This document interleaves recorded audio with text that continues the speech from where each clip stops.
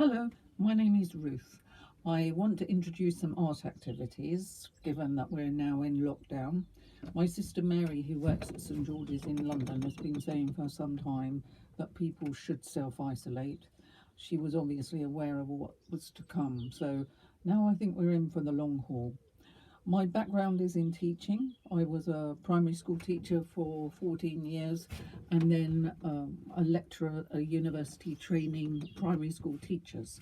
My specialism was art, and when I was training teachers, there were many people who were less than confident and had the approach that they couldn't teach art because they didn't feel confident about it. And I hope what I managed to do was to persuade them that there is a little bit of artist in every single person.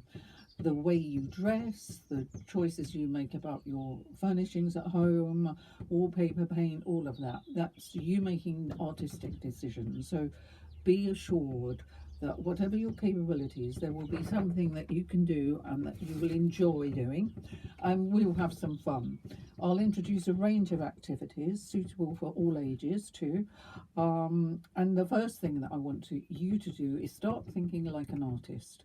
Artists look, and if anything, you will be able to just look around and actually begin to appreciate some of the lovely things that you will have in your home.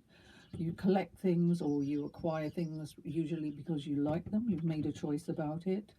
I collect loads of things. I'm a bit of a hoarder. There's even a bit of wood here. Look, a lovely bit of wood. I can't bear to put it on the fire. I'll do something with that one day, but it's things, odd things that you like. Start collecting things from newspapers or magazines, cut things out. I went to garden a couple of weeks back or a month back and just loved these images, so I kept that. In one of the newspapers there's a beautiful photograph of, I think it's Cecil Beaton's photograph. Collect images, collect things, leaves, flowers, anything that you find that appeals to you. You can't be wrong, it's your decision. If you find it interesting, keep it. I've got a whole range of stuff on a shelf up there, things that I've collected over the years and just can't bear to throw away. So start collecting images, look around at things that give you pleasure. Maybe take some photographs, find old photographs that you will have at home and put those to one side. You're beginning a little collection that will give you some ideas. When I say take one of your favourite photographs, take one of your favourite images, and we'll start from there. You will need to have some sort of an ideas book or sketchbook or scrapbook, so you put everything in it, and artists generally have some sort of a collection. You don't need to necessarily have a book. This is my granddaughter's little sketchbook where she did some things, just little drawings, Maya's drawings last year. She's dated it. If you put anything in your scrapbook or sketchbook, date it, because it's quite useful, and write the source where you got it from, so that if you do want to find out a bit more about it, you will be able to. Go around your house, see if you can find yourself some sort of a book. If you can't, start to make a collection of different paper, or bits of paper,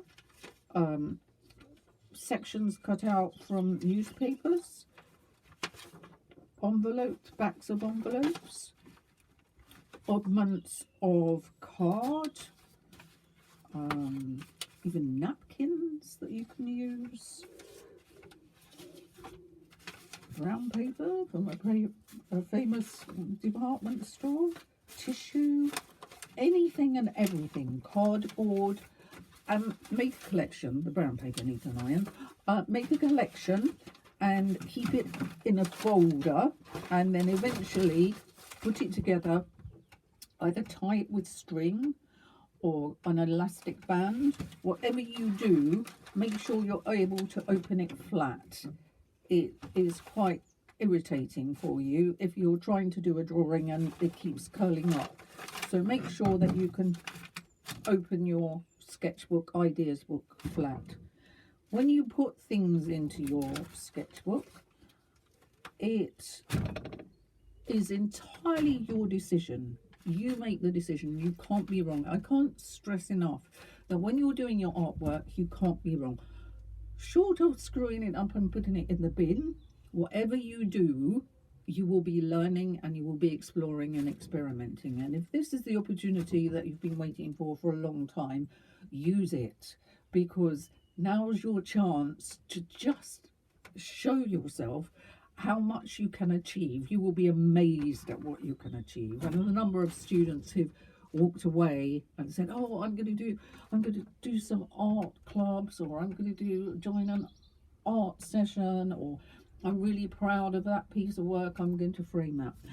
One of my students actually introduced me to the idea of this really lovely approach to an ideas book, a sketchbook. Find yourself an old book that maybe is destined for the charity shop, or has got pages missing and is just not useful as a book anymore, and make this into your sketchbook. So what you do is you create some frames and you actually stick in pieces of paper. Stick in pieces of paper so you've got a frame section. You can also stick in some of your favorite things. There's an image from a newspaper to make the frame. So that's the frame. Oh, I didn't realise that you can frame that one too. To make the frame, it's very, very simple. What you do is you fold the page in half like that. Then you your scissors. You can make the frame whatever shape you want. Cut like that. Keep that. We're going to use those later. You then have a bit like that. You then can open up the frame, put a piece of card, paper, any of your little scrap bits behind it, and there you have a frame section already. You can use this, you can put glue in your ideas. It can be flowers, it can be pieces of fabric, leaves, pieces of wrapping paper, anything and everything. Put in your ideas book. If it gets a bit squished, you can't close it properly, just take some pages out and keep those too. And I've got a little pile of papers that I'm going to put to one side because we're going to use those. So that's the first thing. Make yourself some sort of a sketchbook, ideas book, and start collecting things. You will also need to start to look around to find some pens and pencils or brushes for mark making. You possibly will have an HB pencil at home. This is a standard pencil, HB, H for hard, B for blackness. A standard HB pencil is the one that ones that you can buy everywhere, and primary school children have them for general writing, sadly even drawing. But if you can manage to find anywhere in your house any different sorts of pencils that have got different numbers on, if they've got H on, it means they're hard. They're usually used for technical drawing or more detailed drawing, or B for blackness. So there's a 2B. There's a 2B. Yeah, there's a 2B. This is a 6B. This is really lovely to work with. I like that one. 6B. And see if you can get yourself a variety of pencils if you can. If not, HB's fine. Biros, pens, pencils, anything and everything. If you can find yourself a rubber, fabulous. Paintbrushes, any sorts of paintbrushes.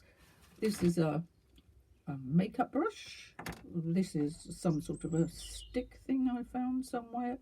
just make a collection of those and see if you can find yourself a jar to put them in, so that you've got your sketchbook ideas ready to go, and a collection of things from art making: sticks, charcoal. If you have any pastels or anything like that, use that. Please don't think you've got to go and get a fabulous set of drawing pencils or oil paints or something like that. You don't need to. You really don't need to. We're going to have some fun. We're going to be doing a variety of different things. So I look forward to working with you. Remember, you can't be wrong. It's going to be fun. Nobody is going to come along and say you can't do that. It's just for fun. And I look forward to working with you from my Scruffy Art Studio Shed. It really is scruffy, and it was full of junk until very recently. I found a red admiral butterfly, which is now free to fly around the garden. I'm very lucky to have this shed. But if you can find yourself a little space, put all your art stuff in a box or something and start collecting. I look forward to seeing you again soon. So take care. Lots of love to you all, especially love to family, friends and former students. Bye bye.